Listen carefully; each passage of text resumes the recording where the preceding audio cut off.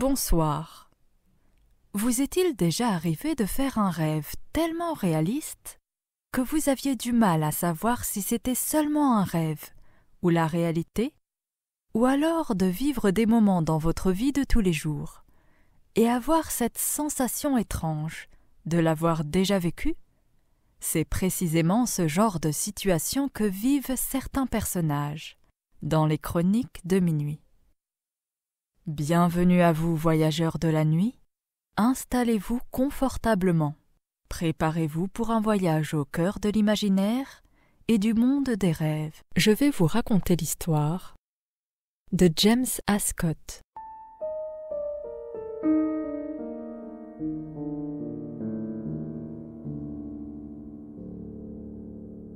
James est infirmier. Il habite Bristol en Angleterre. Avec la fin du mois d'octobre qui approchait, il avait été invité à une soirée d'Halloween. Ses amis avaient le lieu idéal pour cela. Il venait tout juste d'acquérir un cottage en plein cœur de la campagne anglaise. C'étaient de très bons amis, du temps où il étudiait encore. Jusqu'alors, il n'avait pas eu l'occasion de leur rendre visite et découvrir à quoi ressemblait le cottage. Cette date coïncidait aussi avec son anniversaire. Il allait fêter ses 27 ans. Et il soupçonnait que ses amis avaient utilisé le prétexte d'Halloween pour lui préparer une fête surprise.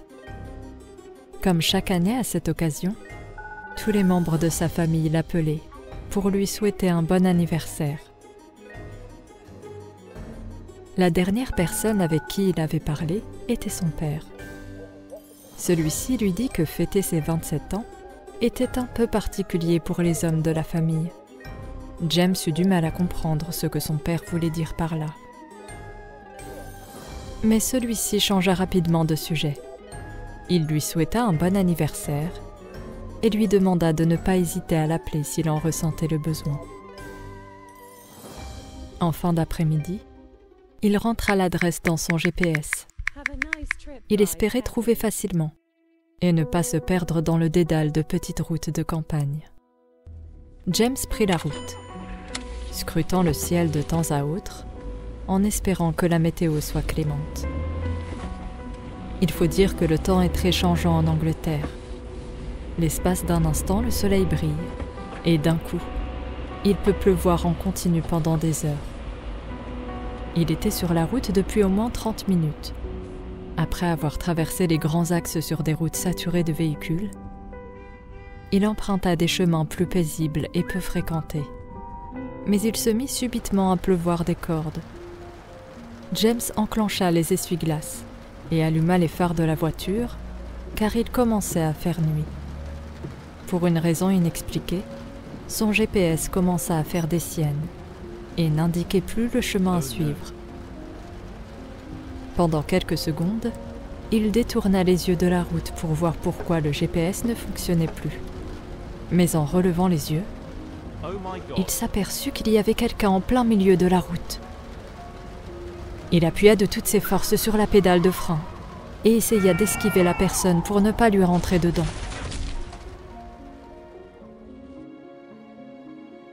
La voiture sortit de la route et se coinça dans un fossé. Complètement paniqué, James sortit du véhicule pour voir si la personne allait bien. Il regarda partout sur la route. Mais plus rien. On aurait dit que cette personne s'était volatilisée. Pourtant, il n'avait pas rêvé. C'était une jeune femme, aux cheveux mi-courts et bruns, et il lui avait semblé qu'elle portait une blouse, comme celle que les patients portent dans les hôpitaux. Il resta un moment en plein milieu de la route, en se demandant ce qu'il venait de se passer. Il croyait au départ que c'était une vraie personne. Mais il commençait à se demander si ce n'était pas un esprit. Peut-être que cette route était hantée. Après tout, c'était le soir d'Halloween, et beaucoup disent qu'il se passe des choses étranges pendant cette nuit. Il retourna à sa voiture. Celle-ci était embourbée et il lui était impossible de redémarrer. Il attrapa son téléphone, mais il n'avait aucun réseau disponible. Il n'avait plus d'autre choix que de marcher jusqu'à la maison la plus proche. Il regarda la route des deux côtés et choisit une direction au hasard. La route était seulement éclairée par la lumière de la lune. Il y avait un silence de mort. On entendait seulement les animaux nocturnes. Alors qu'il marchait sur le bord de la route, il se mit à pleuvoir à nouveau des cordes et le temps tourna à l'orage. Pour éviter de trop prendre la pluie, il coupa par un petit bois juste à côté. Il pressa le pas et de loin, il aperçut une grande grille. Il arriva devant la grille et sonna à l'interphone. La voix d'une femme se fit entendre. Il lui répondit et expliqua que sa voiture avait quitté la route. Sans même finir sa phrase, la grille s'ouvrit. Il entra, traversa une cour et alla frapper à la porte. La gouvernante, une femme à l'air austère, lui ouvrit la porte. Le pauvre James était trempé jusqu'aux os. Il resta debout seul un instant dans l'entrée. L'intérieur du manoir était magnifique et décoré avec des meubles en bois précieux et des fauteuils en cuir couleur cognac. Alors qu'il attendait, il lui sembla avoir entendu un bruit venant d'une porte au loin. James s'approcha alors pour déterminer quel était ce bruit. Mais il entendit les pas de la gouvernante qui revenait. Elle lui avait apporté une serviette pour se sécher. De la fenêtre, il voyait que le temps s'était sérieusement gâté. Le vent soufflait tellement fort que les arbres pliaient et menaçaient de tomber. Et cela ne tarda pas. Un énorme chêne déraciné par le vent tomba sur la propriété, évitant le manoir de peu. Après cela, le manoir se retrouva dans la pénombre. La gouvernante lui demanda de patienter un instant. Elle avait une lampe torche à la main. Lorsqu'elle revint, elle lui demanda de le suivre. Elle lui servit une bonne tasse de thé Earl Grey avec quelques biscuits. James la remercia et demanda à utiliser le téléphone pour prévenir ses amis. Elle lui répondit aussitôt que cela n'allait pas être possible, car un arbre était tombé sur des fils électriques et le téléphone était à présent coupé. Décidément, ce n'était pas de chance. C'est comme si le sort s'acharnait sur lui. James se demandait ce qu'il allait faire. Ses amis devaient être inquiets. Mais il n'y pouvait rien. Parfois, il y a des choses qui échappent à notre contrôle. La pièce était tout juste illuminée par le feu de la cheminée. Et la gouvernante faisait des va-et-vient, en posant des bougies un peu partout. James fit des compliments sur le manoir. C'était la première fois qu'il entrait dans une telle demeure. La gouvernante lui dit alors que ce manoir était celui de la famille Ashton, et ce depuis plusieurs générations. Le professeur Ashton, un éminent docteur et chercheur dans le domaine de l'ADN et de la régénération cellulaire, n'était pas là. Il était absent depuis quelques jours pour un séminaire à Genève. James fut très impressionné. Il avait entendu parler des recherches du professeur Ashton. Il cherchait un moyen de soigner certaines maladies incurables et il semblait être sur une piste prometteuse. La gouvernante lui dit que puisqu'il n'avait pas d'autre alternative, il valait mieux qu'il passe la nuit ici.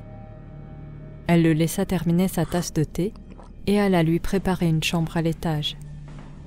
En train de savourer sa tasse de thé et de se réchauffer près de la cheminée, James entendit à nouveau quelque chose.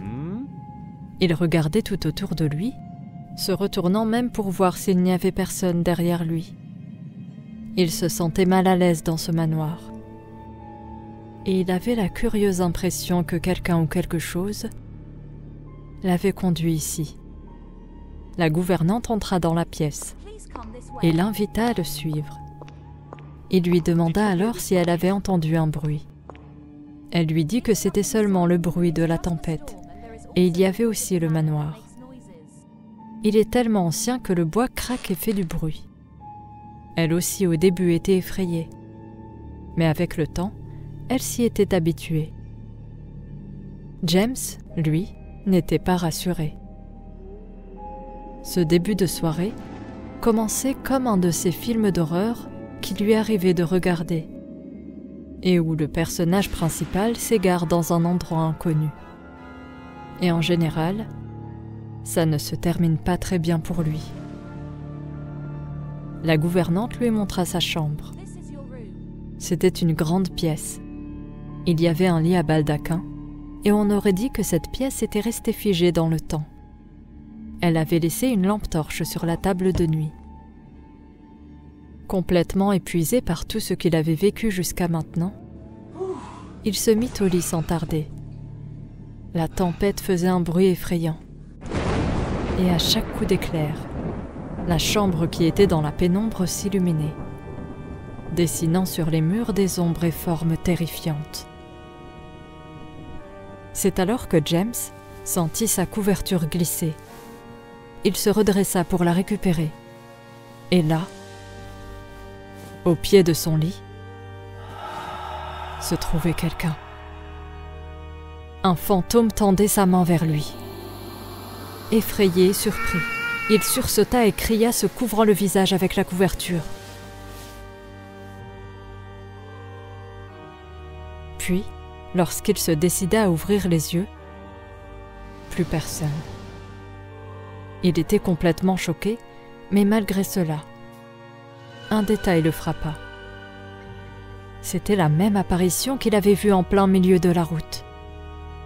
Et pour lui, il était évident que ces lieux étaient hantés.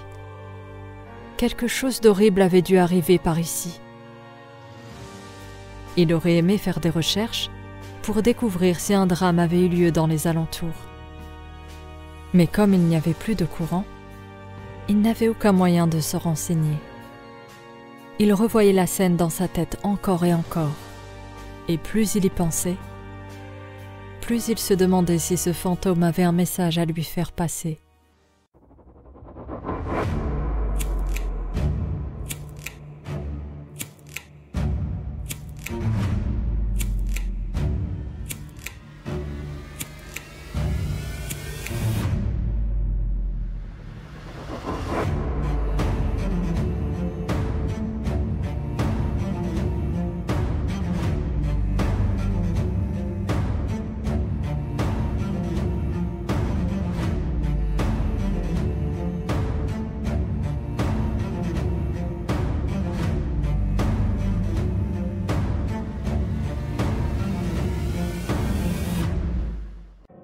Voulait-il le prévenir de quelque chose?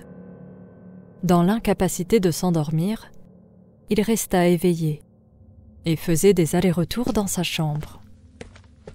Il y avait sur une table basse des journaux qui dataient de la semaine passée. Il prit la lampe torche et il se mit à feuilleter le journal. Celui-ci ne parlait que des récentes informations sur le pays. Les événements locaux, le sport, la météo. Mais un article attira son attention. Il parlait de la disparition d'une jeune femme, une touriste. Deborah Williams, d'origine américaine, avait disparu quelques jours après avoir fait un don de sang dans un hôpital. Sans nouvelles depuis des jours, ses proches alertèrent les autorités, car cela ne lui ressemblait pas. Immédiatement, Scotland Yard prit cette affaire très au sérieux. Et depuis, elle est activement recherchée dans tout le pays. Mais pour l'instant, aucune piste ne permettait d'avoir des résultats encourageants. Il y avait une photo de la jeune femme avec une description des vêtements qu'elle portait et un numéro à contacter. Il survola la photo rapidement, puis tourna la page. Mais cette photo fut comme un électrochoc pour lui. Il retrouva la page où il y avait la photo. Elle ressemblait étrangement à l'apparition qu'il avait vue, bien qu'elle soit habillée différemment et qu'elle avait l'air plus affaiblie dans les apparitions. James n'arrêtait pas de ruminer. Il en était certain. C'était bien la jeune femme qu'il avait vue. Tout cela était bien énigmatique. Soudain, il entendit à nouveau un bruit de choc, comme si quelqu'un frappait sur quelque chose en métal. Il décida d'aller demander à la gouvernante si le courant était rétabli. Il sortit de sa chambre et appela. Mais personne ne répondit. Nous étions en plein milieu de la nuit, et celle-ci devait sûrement dormir. James, une fois en bas, entendit à nouveau un bruit. Il se dirigea vers la porte qui mène au sous-sol. Intrigué par l'origine de ce bruit, il voulait absolument savoir ce que c'était. Il ouvrit la porte pour aller au sous-sol. Il descendit les escaliers et arriva dans un long couloir.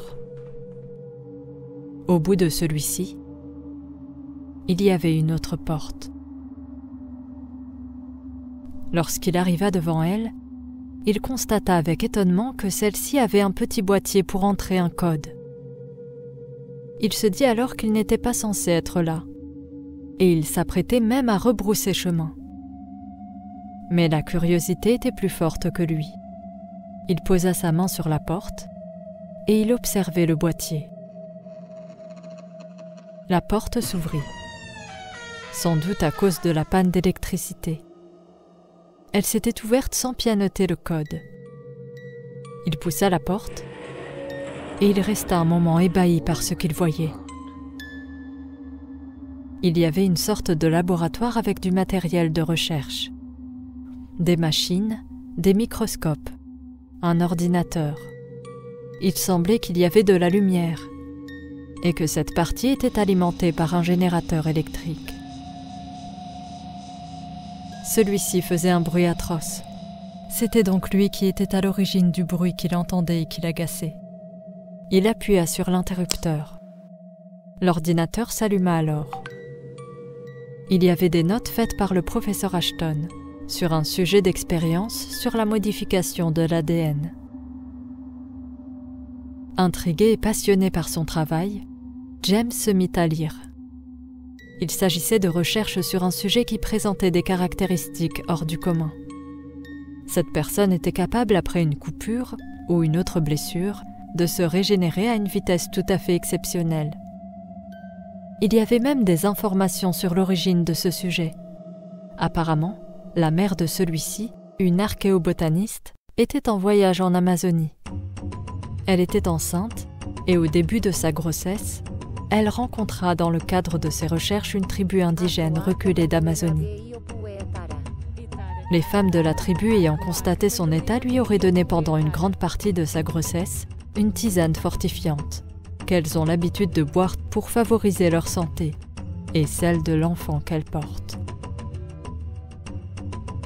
Mais chez le sujet étudié par le docteur Ashton, la mère avait constaté lorsque son bébé vint au monde que celui-ci n'était jamais malade et que lorsqu'en grandissant il lui arrivait de se blesser, ces blessures guérissaient en quelques heures au lieu de quelques jours pour le commun des mortels. James trouvait tout cela fascinant. Le professeur Ashton espérait donc, à partir de prélèvements faits sur ce sujet, développer un traitement capable de guérir certaines maladies dégénératives et incurables. Soudain, James entendit le bruit d'une porte. C'est comme si quelqu'un descendait au sous-sol. Il éteignit les lumières et alla se cacher sous le bureau. Il entendait les pas de la personne qui résonnaient dans le couloir. Elle s'approcha jusqu'à la porte avec le code, mais rebroussa chemin et remonta aussitôt. Lorsque la personne quitta le sous-sol, James sortit de sa cachette et bouscula des stores qui tombèrent au sol. En voulant les arranger, il resta figé un moment en apercevant ce que cachaient ces stores. Il y avait une grande baie vitrée, et de l'autre côté, Dans une autre pièce se trouvait une jeune femme dans un lit médicalisé. Après avoir bien regardé, James n'en revenait pas. C'était la jeune femme qui avait disparu. Il essaya de trouver la porte et alla la voir. Elle était branchée à une intraveineuse de sédatif. James ne comprenait pas au début ce qu'elle pouvait bien faire là. Il y avait un moniteur. Ses constantes étaient correctes. Il décida alors de retirer l'intraveineuse. Comme il était infirmier, il savait ce qu'il faisait. Il décida de remplacer le sédatif par une poche de solution saline pour vite évacuer le sédatif et permettre à cette jeune femme de se réveiller. La jeune femme reprit connaissance. James lui donna un verre d'eau et lui demanda pourquoi était-elle ici. Au début, extrêmement apeurée, elle se calma quand James expliqua qu'il voulait simplement l'aider. Elle se mit alors à tout lui raconter, et son histoire faisait froid dans le dos. Après avoir fait un don du sang en arrivant en Angleterre, comme elle faisait à chaque fois qu'elle allait dans un nouveau pays, elle fut approchée par le professeur Ashton. Elle reçut un appel et il lui proposa, moyennant rémunération, de participer à des tests en laboratoire. La jeune femme refusa, et quelques jours plus tard, elle fut de nouveau approchée, mais cette fois-ci, en personne. Elle refusa de nouveau. Mais alors qu'elle s'apprêtait à partir, elle fut assommée et kidnappée par le professeur Ashton. Elle se réveilla ensuite ici, et elle voyait le professeur dans l'autre pièce faire toutes sortes de tests. La plupart du temps, elle était endormie, assommée par les sédatifs. Car quand elle était consciente, elle criait de toutes ses forces et appelait à l'aide jusqu'à l'épuisement. Elle dit que le professeur avait clairement dépassé toutes les limites et règles de la déontologie et de l'éthique médicale en la tenant prisonnière dans son manoir. Elle ajouta que l'expression de cet homme était celle d'un savant fou, n'ayant plus prise sur la réalité, et totalement obnubilé par ses recherches. James fut complètement sur les rotules en entendant cette histoire. Mais il se demandait comment la jeune femme, alors qu'elle était inconsciente, avait réussi à apparaître devant lui plus d'une fois. Il lui dit alors qu'il l'avait vue à plusieurs reprises, et elle eut du mal à le croire, et n'avait aucune explication à fournir. Cela lui paraissait impossible. James dit à la jeune femme qu'il fallait quitter les lieux sans plus attendre. Il retira l'intraveineuse et tous les appareils qui surveillaient ses constantes. Il laissa la jeune femme s'habiller car elle portait une blouse médicale, et elle le retrouva dehors. Mais juste à ce moment, ils tombèrent nez à nez avec le professeur Ashton. James dit à la jeune femme de fuir, et il bloqua le chemin au professeur. Celui-ci, fou de rage, se jeta sur James. Le professeur avait le dessus sur James, et il se mit à l'étrangler. Son regard était absolument effrayant. Cet homme avait manifestement perdu tout bon sens. James avait de moins en moins d'air, et sa tête commençait à tourner. Mais alors qu'il se croyait perdu, quelqu'un assomma le professeur et il tomba au sol. C'était la jeune femme qui était revenue pour l'aider. Puis, ils prirent tous les deux la fuite en courant en pleine tempête. Ils arrivèrent dans la voiture de James. Et après plusieurs tentatives, la voiture redémarra miraculeusement et ils s'engagèrent sur la route.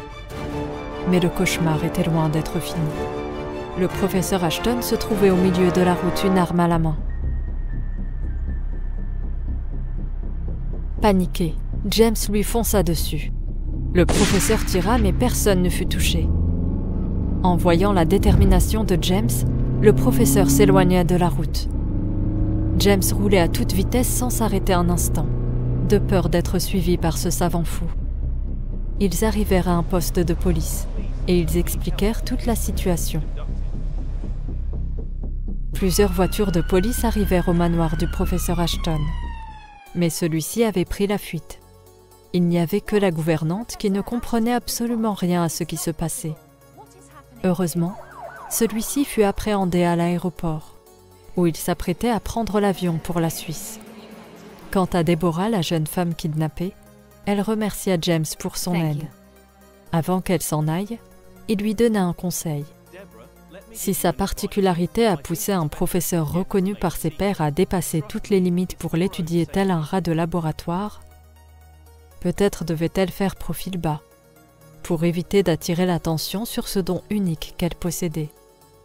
La police devait encore interroger Deborah. Elle prétexta aller chercher quelque chose au distributeur, et quand un agent vint la chercher pour obtenir sa déposition, elle avait disparu. James ne s'inquiéta pas. Il comprit qu'elle avait fui de son plein gré, pour éviter les questions soulevées par la saisie de l'ordinateur du professeur. Il entendit les policiers parler de l'installation dans le sous-sol du professeur Ashton et de l'intraveineuse qui injectait environ toutes les 60 minutes une puissante dose de sédatif. En y repensant, l'intervalle entre les deux apparitions était exactement de 60 minutes. James se demandait si Deborah n'avait pas fait une sorte de réaction. Et cela faisait en sorte que son rythme cardiaque diminue jusqu'à être imperceptible. Ceci agissait comme une sorte de fenêtre où l'esprit de Deborah pouvait quitter son corps pendant quelques secondes et réintégrer celui-ci aussitôt. C'était son hypothèse pour les événements extraordinaires dont il fut témoin. James rentra ensuite chez lui pour se remettre de cette soirée d'Halloween, un peu trop mouvementée à son goût. Le jour se levait sur Bristol, et James tenta de trouver le sommeil, en espérant ne pas être perturbé par un événement inattendu. Il se reposa un peu, mais lorsqu'il retourna travailler, il s'était aperçu de choses étranges. Il voyait l'esprit de gens qui étaient censés être passés de l'autre côté. C'est comme si, après l'histoire de Deborah, les esprits s'étaient passé le mot pour dire que quelqu'un pouvait les voir. En général, ils lui demandaient de faire passer des messages à leurs proches, et ils disparaissaient aussitôt après cela. Il se demanda si cela avait un rapport avec l'allusion faite par son père le jour de son anniversaire. Il appela son père, et celui-ci lui avoua que chaque homme de la famille, le jour de son 27e anniversaire, acquiert la capacité de voir les fantômes. Finalement, Deborah n'était pas la seule à vivre avec un don exceptionnel. Mais maintenant, James devait trouver un moyen de s'adapter et de vivre avec cette extraordinaire capacité qui se révéla à lui le soir d'Halloween.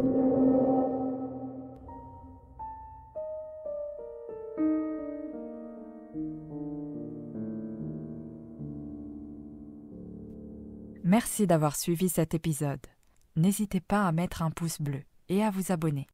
Quant à moi, je vous dis à bientôt pour un nouvel épisode des Chroniques de minuit.